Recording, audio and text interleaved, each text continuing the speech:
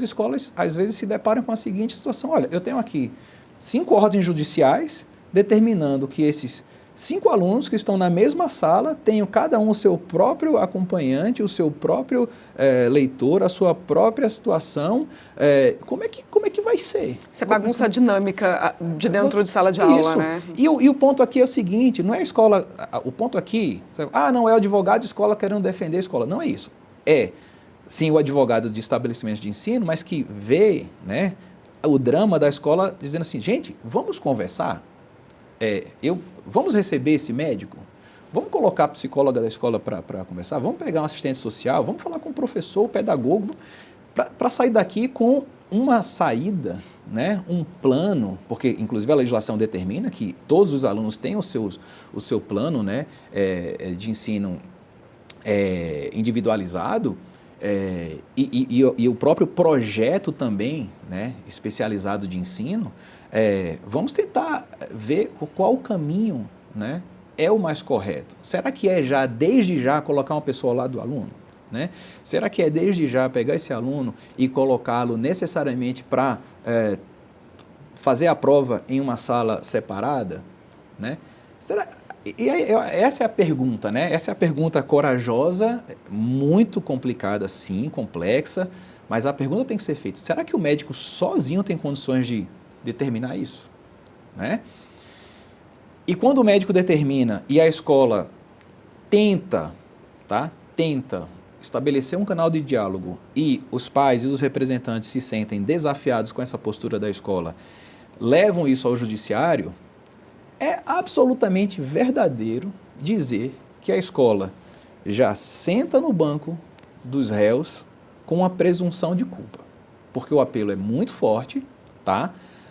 O judiciário, que, diga-se de passagem, muito rapidamente começou a notar que ele precisava dar um freio em relação a isso, mas que durante muito tempo já soltava a tutela, já conferia a liminar dizendo não, tem que fazer porque o médico mandou. Você pode sim prejudicar toda a dinâmica de ensino. Então, aqui, no fundo, o que é que o doutor Hugo, advogado de escolas, está fazendo? Está defendendo o bolso das escolas? Não, o que eu estou aqui fazendo é um clamor ao diálogo, à razoabilidade. Né? Até porque a gente está falando de um processo que ele é perene. Né? Às vezes a agonia de um pai, de uma mãe, compreensível muitas vezes, já faz 2 dias que eu tenho esse diagnóstico e não aconteceu nada. 2 dias, dentro de um ciclo que tem no mínimo 1 ano, e que o que se espera é que seja um ciclo de décadas, ou década no mínimo, né? 1 década e pouco, enfim, a gente precisa, apelar um pouquinho mais para o bom senso, e eu acho que muitas vezes isso falta. Vai parecer absurda a pergunta que eu vou te fazer, mas você está do lado das escolas. Tem hora que as escolas enxergam ali alguns pais ávidos por um diagnóstico? E é uma loucura a gente falar isso. Veja, eu diria assim, claro, né, toda a nossa abordagem aqui nessa entrevista, ela é teórica, muito dependente do que, pelo menos eu vivo na prática,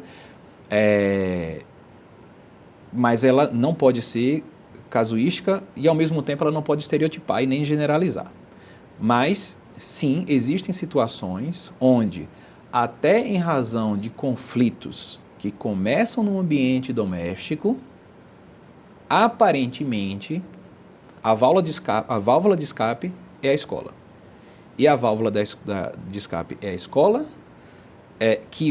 a quem se terceiriza determinadas medidas que deveriam começar e terminar no ambiente doméstico com apoio escolar, mas não invertendo o protagonismo.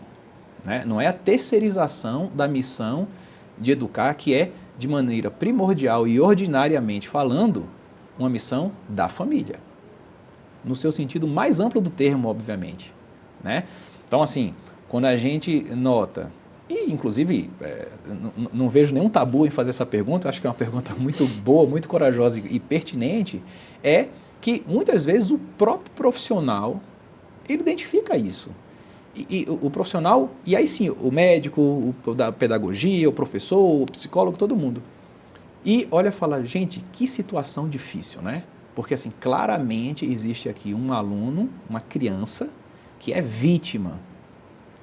E ela é vítima de algo que acontece dentro de casa. Do sistema de dentro de casa, Dentro na de verdade. casa. Ah, estou generalizando sobre nenhuma hipótese, mas não dá para descartar isso como sendo um dos elementos desse quebra-cabeça complexíssimo, né, que a gente vive hoje.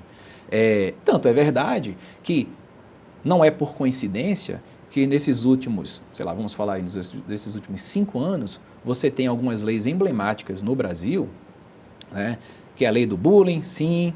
Na verdade, a lei do bullying mesmo, ela é até mais antiga, mas a principal, né, a recente alteração que trouxe o cyberbullying, transformou em crime, etc. A gente está falando de uma lei que não tem nem 2 anos. Você tem o próprio sistema de defesa e de garantias das crianças e dos adolescentes, mas você tem a famosíssima lei Henri Borel, que é uma lei que trata de violência doméstica. São leis que vêm quase que contemporaneamente. É um processo, todo esse processo, ele acontece simultaneamente, né? Claro que aqui, e aí não é minha área, eu não vou me aventurar a falar sobre algo que eu não entendo, não tenho formação para isso, mas você tem inúmeros outros elementos de ordem sociológica, né? Desafios mesmo das novas formações familiares, a questão da família monoparental, a questão de... bem, mas aí também não é nada muito novo, efetivamente não é nada muito novo, e também a gente não pode estereotipar. O aluno é assim porque só foi criado só pelo pai, só pela mãe. Porque os pais são separados. Porque os pais são separados, porque é uma família homoafetiva, porque foi criado pela avó, porque... Não, esse estereótipo, ele é perigosíssimo, perigosíssimo. E é justamente por isso que a gente volta no ponto inicial, que é quando o pai ou a mãe... e aqui eu falando, eu já me lembro, né? Que tem uma situação que ainda é pior. E quando o pai quer uma coisa e a mãe quer outra. Né? E quando cada um traz um laudo diferente. Né? O pai traz um laudo dizendo é assim, e a mãe, não, de forma alguma, é assado. Eu fui no mas médico, o meu médico disse isso. A mãe falou, não, mas o meu médico disse que é aquilo. Imagine, e a escola? O que a escola vai fazer? Se não houver aquele diálogo que eu apontei, como é que ela vai resolver isso? Né?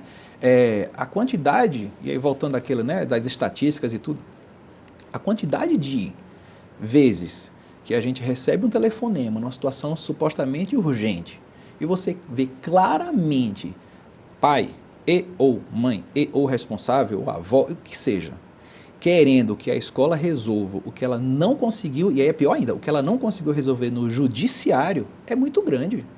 E a resposta, essa a gente tem que ter na ponta da língua. Dizer, olha, professor, professora, diretor, diga a esse pai, diga a essa mãe, diga a essa pessoa, que a situação já está judicializada e a escola não é juiz, a escola não é Ministério Público, a escola não é polícia, a escola não é conselho tutelar, a escola é escola.